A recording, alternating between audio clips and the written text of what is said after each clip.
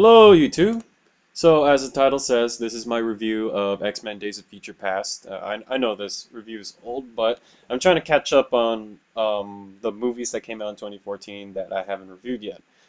So X-Men Days of Future Past. Okay, I'm gonna be honest here. I'm a huge X-Men fan, so I might sound a little biased when it comes to this movie, but um, so just keep that in mind. So X-Men Days of Future Past. Short review. I really liked this movie. I feel like this is one of the times that I agree with the consensus that everyone seemed to love this movie, and I personally do. Like, not only is it a good movie, I feel like okay, you can kind of argue that First Class kind of saved the franchise, but this movie like reaffirmed that. It's like X-Men is officially back with this movie because they were in kind of a lull with these last few movies started by Brett Ratner, but um, with Days of Future Past, I short review. It was really good. Put and has put X-Men back on the right path to like being a good being back to its like glory days of like X1 and X2. So, I mean, that's pretty much what I'll have to say for the short review. Like, it was just a good movie overall. But now, more in depth, I have my notes on the screen here. Let's actually start with the bad points I have. This is just nitpicking, but these are just some points that I'm just gonna address about the movie that I might not have liked. Um, uh, First point, Magneto. I'm not talking about Ian McKellen Magneto, because Ian McKellen was still awesome for the short screen time he had. I'm talking about Michael Fassbender, and don't get me wrong, I love Michael Fassbender as Magneto. Like, I thought he did really well in First Class. Um, this one, he was still good. It's more of a problem of scripting. Like, I know that Magneto is supposed to be like, oh, he's the villain to the X-Men. I mean, like, he has to do bad stuff because, he's typically the guy doing the bad stuff. But I was kind of confused with some of his, like, actions in this movie. Like, um, I mean, you can kind of defend it, like when the scene where Mystique is about to kill Trask and the first time around, and they stop her, and Magneto pulls out a gun and says, "Oh, I'm gonna kill you, Mystique, in order to make sure our future is like saved." And that's very actually Magneto-like because he's the guy. He's like militant. Like I have like every decision he makes has to be like the one and only decision that that anyone has to make. Like it has to be a final decision. Like no half measures. Okay, that's Breaking Bad reference, but okay. I mean, you can kind of argue that Magneto was in character in this, but the movie kind of lost track of Magneto in the later half, the later parts because okay, then it shows Magneto on his own, like trying to solve the Sentinel problem, and spoilers. You kind of see him like you kind of see like a plan going. It's not until he enacts the plan that you understood what he was trying to do, which was what I got from it was he was gonna make the Sentinels malfunction in order to ruin Trask, but then he drops a stadium around the White House, and then he threatens to kill all the Congress and the president. I was just, I mean, I got the Sentinels, like he wanted to ruin Trask, but everything else after that just seemed really unnecessary and actually kind of out of character for Magneto. Because even though Magneto like does the evil stuff, and even though he does do these grand gestures, like in X-Men Last Stand, um, Magneto always struck to me as like a really smart figure, like a really like mastermind who thinks everything through. And this plan was just full of like holes. I mean, it was like if anything, a mutant killing all of Congress and the president, it's that's like a motivation to continue on with the Sentinel program. I mean, yeah, he ruined Trask, but still, like it doesn't quell the anti-mutant like fervor that would come from that. So, yeah, Magneto, it kind of disappointed me because Michael Fassbender is like fantastic as young Magneto, but it's the material that he was given. Just I guess they were trying to make the point that he at this point is in his life he's now like the Ian McKellen Magneto. He's not the confused like angsty Magneto in the first one, first class, not first one, but like he's a full on like developed like Magneto. So, but I mean, you could have portrayed that, but and not sacrificed the fact that um, Magneto Magneto's plan was like really dumb in this. Like, I feel like they made him do these really rash decisions that had holes in them just for the sake of like Magneto doing something really evil. And I mean, you can still make him look evil without having to make him look like an idiot. So I feel like I've talked about this way too long, but well, moving on. Um, so these next 2 points are kind of connected. My notes are on the side. Um, more of the future setting and more of the future characters, because I mean, yeah, the most of the movie takes place in the past, and it is about going to the past and changing the future. That's what the comic arc is about. Um, but I would have loved to see more of the future because there's a whole bunch of characters in the future, and the problem there is since there's a lot of characters in the future, they're not given a lot to do, and a lot of the time they're just there. Like, I know each of the X-Men in the future have their own names and backstories, but you would not get that from watching this movie. Like, if you were just a casual viewer and you had no idea what the X-Men is, and you were watching this, you would probably just be going, "Oh, that girl shoots portals," or that guy like turns into flames, or that guy turns to ice, or that guy has a knife, or that guy turns into metal. Is it metal? I'm not really. I forgot what Colossus turns into. I'm sorry, but that's the problem with having all these characters in the future. They're not given a lot to do, and thus their character development suffers, and they kind of just seem like glorified henchmen, which is bad because it's like, um, I mean, some of them are like a lot of them are minor characters, but like characters like Bishop. I mean, when I went back because I remember the animated show in the 90s did their own version of Days of Future Past. When I rewatched that episode, Bishop was the main character of Days of Future Past, not Wolverine. And in this version of the movie, it's Bishop's role is so minor that you like would probably not even know that was Bishop if you I mean, okay, fine. You would know that's Bishop, but if you're a fan of Bishop, this is how they treated him was pretty bad. Like, I don't even remember him having a line in this movie, and if he did, it's probably just like one line, one throwaway line.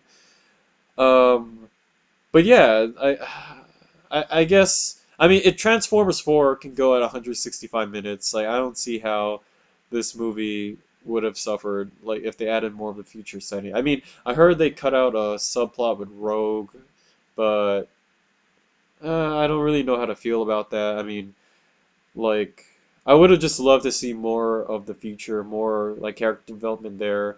Even though I guess maybe the fact that since the whole idea of Days of Future Past is retconning the series that if we spent a lot of time in the future, it doesn't even matter because it all gets retconned. I mean, um, you could argue that, but at the same time, like the future setting is still really interesting. Like this is the one and only time we've seen the Sentinels. Like, okay, yeah, we see the Sentinels in the past, but it's really interesting to, seeing the Sentinels in the future. So we we want to know more about like how the Sentinels came to be, or how the characters reacted to the Sentinels in the time between the Wolverine and X-Men Days of Future Past.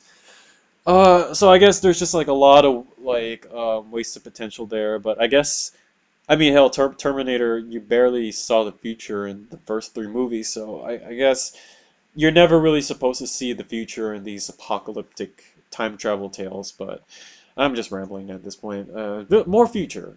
That's what I just wanted, and less Wolverine. um, okay, that's more of a good bad point because on one hand it's a bad point because like not less Wolverine, the idea of Wolverine in general, because I like Wolverine. It's just he's like every single like he's like the focus of every single X-Men movie except First Class. And not saying Wolverine is a bad character. He's an interesting character. It's just he's too overexposed. I mean, hell, I mean, he's not even supposed to be the main character of Days of Future Past. Like the comics, it was Kitty Pryde, and TV show, it was Bishop. I mean, you could argue that Kitty Pryde, I mean, her character wouldn't even be born in this time period, but uh, I don't see how like the movie couldn't have been set in something like the 80s or 90s. I mean, uh, okay, maybe they did have a good reason why they shouldn't had Kitty Pryde as the main character. I'm still kind of like angry about that because for one, Kitty Pryde is being played by Ellen Page, one of my favorite actresses. So you can have she can like carry a movie. So it kind of makes me mad that this was like the one chance that she could have like helmed an X-Men movie, and they still gave it to Wolverine. But yeah. Um, but yeah, so Wolverine overexposed. That was a negative for me. But the good point is there's not as much Wolverine in this movie. Like he's more of like just a POV character. He's just supposed to be there because the main characters in this movie were Professor X and Magneto and Mystique. Or you can argue that Mystique is more important than Magneto and Professor X, but at the same time, Professor X, this is kind of his movie too. So I guess let's say it's Professor X and Mystique's movie because First Class was Magneto's movie. Um. Anyways, that was my negative points. The Magneto arc in the past, the future setting, and Wolverine. Now, my good points. Uh, Good points story. Like I love the story in this, and I know a lot of people don't like time travel because it gets confusing. And yeah, it gets kind of confusing here. Like okay, if she sends his consciousness back to the past, like then every little like just being in the past should immediately like erase everything in the future. But apparently not. It was kind of confusing. And also, the movie didn't really establish like how Kitty Pryde can send people to the past. It's just okay. But the story is still really interesting. Like, despite like the holes that you can poke at it, it's you can follow it easily, and it's pretty straightforward too. It's just Wolverine has to go back in the past to change the future. Like, it gets complicated, but it's still like not hard to follow. Like Transformers 4. Um, Another good point I put on here: the characters. Characters, like that's one of the strongest points that X has, like really strong characters, and everyone shines in this. Um, this is definitely Professor X and Mystique's movie. Like their arcs are pretty much like after First Class, Professor X is in this like slump, like he's at the lowest point of his life, and he's a drug addict, and so his arc in this movie is more of redemption. Like this is like how in First Class it was about Eric Lensher's becoming Magneto. Here it's Charles Xavier becoming Professor X. Like you see him go from this depressed, lonely man who has given up hope on everything to at the end of the movie you can see like shades of him becoming the Patrick Stewart Professor X. Like he's become very sagely at the end, and very hopeful, like very reminiscent of Patrick Stewart. So I actually like that. I like Professor X's arc in this, and also Mystique's arc in this too. Because her basic arc in this movie is they're trying to they're trying to stop her, from killing Trask, which changed the future. And this is more. It's like her arc is more of choosing her own path, choosing a path that's not being dictated by Professor X and Magneto, and it's really interesting to watch. Like, I'm not sure if they're going to go full out and make Mystique a hero in X-Men Apocalypse, but you definitely see like signs that there's a lot of change coming to Mystique in the next movie. Um, also, if this movie I'll get to this next point. Let me get to the other point. Uh, Less Wolverine, like I mentioned last time. Like I like how even though Wolverine is the character sent in the past, he's more of just an observer. Like he doesn't really have like since he doesn't really have like an intense relationship with any of these characters yet, because he's meeting their younger selves, he's allowed to just like observe these characters like develop on their own. Like he's mainly there just to point them in the right direction, which is good because like Wolverine's been the main focus in the last movies. Like it's nice that he's just the guide. And also I like how if you're watching this, you already know spoilers, but I like how at the end of the movie, Wolverine is not even a factor in the final battle. Like they take him out of the picture, and you think that this is the end, that the world is going to crumble, but he's changed the past enough that he allowed the past characters to rewrite history themselves. And I thought that was a really interesting twist because it's usually the time traveler who makes the most changes. But here, he's not even the one who makes the most changes. The characters make the changes themselves. That was really cool. And also, the Sentinels. I know a lot of people gave flack for the Sentinels, like they looked weird, and the past versions, I admit, were kind of weird looking, but I really like the future ones. Like maybe I'm the minority for this, but I really liked how the future Sentinels look. Like when I watched the TV show, I remember thinking like the Sentinels are really easy to take out. Like I couldn't really take it seriously. Like these were the Sentinels that would like wipe out like mutants and humans combined. In this movie, like I could totally believe it. Like they could barely take on one Sentinel, and that's what I want to see. Like I want to see like why these things are so feared and why these things are the mutant killers, and you really believe it in this movie. So even though the designs were like kind of weird, I like how the Sentinels were, and also I like how they didn't have any of the individual Sentinel characters like Nimrod or Master Mold. Like I like how it was kind of just like this like faceless like regime of Sentinels, and like I mean yeah, they are the main villain of this movie, but I mean I like how they kind of just like treated them as like I don't know, like Skynet. Like they were just like this big evil that they have to stop. Um, So yeah, that's my point about the Sentinels. Now back to the point that I skipped over.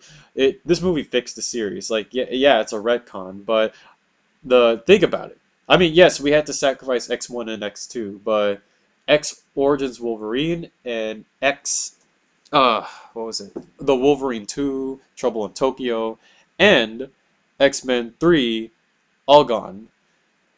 That I feel like is should be the best point about this movie. That not only is this a good movie, it fixed the problems of the past movies, like by making sure that none of them existed. And it's not that like I hate those movies, but those movies like I could do without. Um. But anyways, wrapping this up. X-Men Days of Future Past, definitely my favorite movie of the summer. Yeah, I know I'm biased towards X-Men, but this is definitely my favorite movie of the summer. A letter grading scale, A minus. I mean, it loses points for the Magneto arc and the lack of future, but it's still a really, really good movie. I recommend everyone go see it. So, closing statement, X-Men Days of Future Past, really good movie. Watch it. If you haven't watched it, watch it.